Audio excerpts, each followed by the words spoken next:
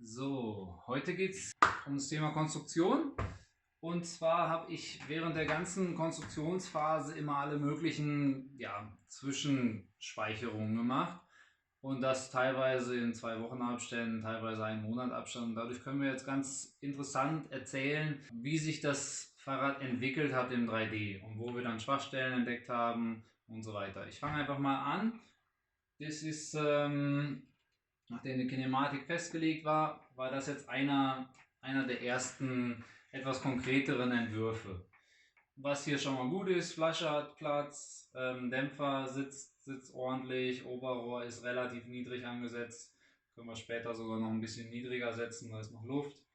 Und ja, es gibt schon ein paar Ideen irgendwie. Es gibt eine Idee, wie wir es mit dem Schaltauge machen wollen, so eingesetzt mit Gewinde.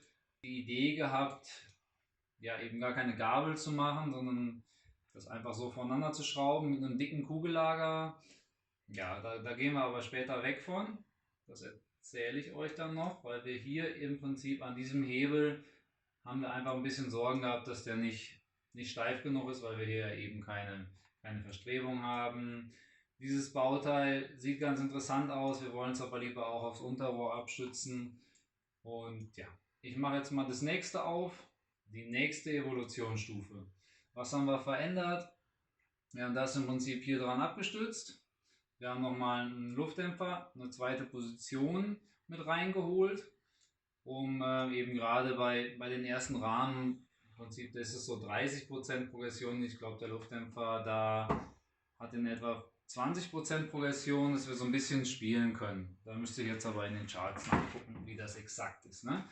Ist ja auch noch nicht final, es geht ja nur um die Idee. Der Umlenkhebel gefällt uns noch nicht, ist so zwar relativ günstig zu fertigen, aber da wir hier aus dem Umlenkhebel die Hauptsteifigkeit generieren müssen, ja, ist es einfach nicht akzeptabel. Das muss ein einteiliger Umlenkhebel werden oder ein zweiteiliger zusammengeschweißter.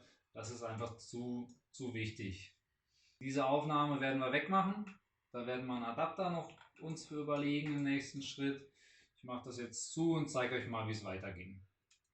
So, jetzt sind wir schon relativ nah dran an Final. Hier sieht man schön, die Bremse ist innenliegend, das Ausfallende ist schon komplett auskonstruiert. Wir sind jetzt hier doch wieder auf eine Gabelbauweise gegangen, um einfach maximale Steifigkeit rauszuholen.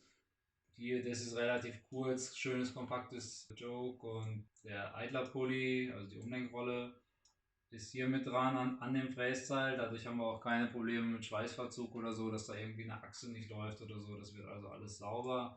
Hier haben wir jetzt den Adapter drin. Den kann man im Prinzip dann also einfach, blend den mal aus. Dann kann man das ganze Ding auch ohne fahren. Also wenn man keine Crashplate oder sowas fahren will, dann lässt man das Ding einfach weg und schraubt das Innenlager einfach so davor und fertig. Also es ist ziemlich easy. Schauen wir mal in das nächste Modell und gucken uns die weiteren Schritte an. Neues Modell. Hier ist schon alles ziemlich final. Ist noch ein bisschen aufgeräumter. Die Umlenkrolle ist fertig. Die hat jetzt auch ein Narrow White Profil, also schmale, breite Zähne, damit die Kette optimal geführt ist. Hat eine dicke Achse. Was wir noch hingekriegt haben, habe ich vorhin verschwiegen, das war schon im vorherigen Modell. Jedes Lager hat die gleiche Dimension. Das sind alles dicke Max-Type 28 x 15 x 7. Und diese Lager, die verwenden wir am kompletten Rahmen überall. Also wenn ihr Lager tauschen wollt, dann gibt es nur einen Typen. Das ist also genial einfach. Ganz stressfrei. Ein Einpresswerkzeug, ein Lagertyp. Easy. Genau. Hier sieht man nochmal diese Bohrung hier. Das ist auch kein Spezialstandard. Das ist ganz normaler IS 2000. Das heißt, da kann man sein IS 2000 Bracket reinschrauben und dann die Bremse drauf montieren. Da ist man dann auch flexibel. 180 oder 200 oder 160 könnte eventuell zu Kollisionen führen, aber wer will das schon an einem 29er Vollgas-Fahrrad. So, hier ist noch ein kleines Gasset reingekommen, um den Sitzrohrbereich ein bisschen zu supporten. Was uns noch nicht gut gefällt, ist der Hebel. Der ist jetzt hier von der Idee her als dreiteilig und hier zusammengeschweißt. Dürfte relativ günstig sein, aber Schweißen kommt auch oft mit Verzug. Und Verzug ist nicht gut, gerade weil die Trueness, also wie geradlinig hinterher alles fluchtet, das hängt extrem von diesem Hebel ab. So, das ist jetzt der finale Rahmen, so wie er bestellt wird. Ich mache mal eben einen anderen Hintergrund. Einfach, ich weiß, ich glaube, dann kann man es besser erkennen. Der Adapter ist gerade ausgeblendet, ist aber immer noch vorgesehen.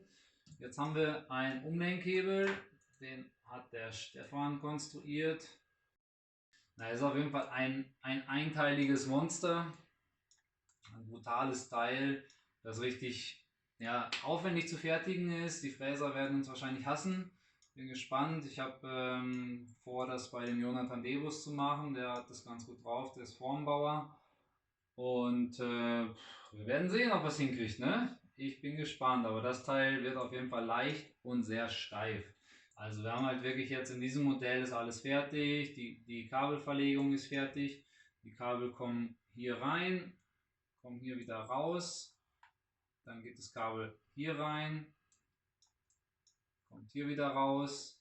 Wir haben Kettenstrebenschutz, den wollen wir 3D drucken erstmal ausprobieren, gucken, ob alles funzt. Die Clearance ist gut überall. Wir haben hier schöne Gabeln für maximale Steifigkeit. Der Hebel ist wie gesagt maximal steif. Der Dämpfer ist drin. Kann mal eben kurz zeigen, wie die Lager aufgebaut sind. Das ist nämlich auch mal ganz interessant. So, und zwar haben wir hier ein Lager. Das Lager wird eingepresst bis zum Ende und dann wird das mit so einem Sicherungsring noch zusätzlich gesichert, dass es auch nicht wandern kann. Gehen wir mal einen Schnitt ins Hauptlager rein. Als wir das Hauptlager angucken, sind jetzt leider gerade keine Lager drin. Die habe ich, glaube ich, ausgeblendet. Hier sieht man noch die Ansätze von den Kettenstreben. Hier sieht man das aber auch gut. Hier ist die Nut. Die kann man nämlich dann hinterher nach dem Schweißen kann man das aufspannen und man kann alle Lagersitze nachreiben. Das sorgt halt dafür, dass wir einen sehr guten Lagersitz bekommen, der sehr gut fluchtet und wir hoffen uns dadurch eine sehr lange Lebensdauer der Lager. Aus diesem Modell mache ich mir einzelne Baugruppen, schicke die zum Rahmenbauer. Der Rahmenbauer, der macht sich daraus eine Rahmenlehre. Dann kommen die Frästeile und dann wird demnächst mal geschweißt und dann geht's hoffentlich bald mal auf den Trail. Ich kann es kaum noch erwarten. Stay tuned. Bis bald.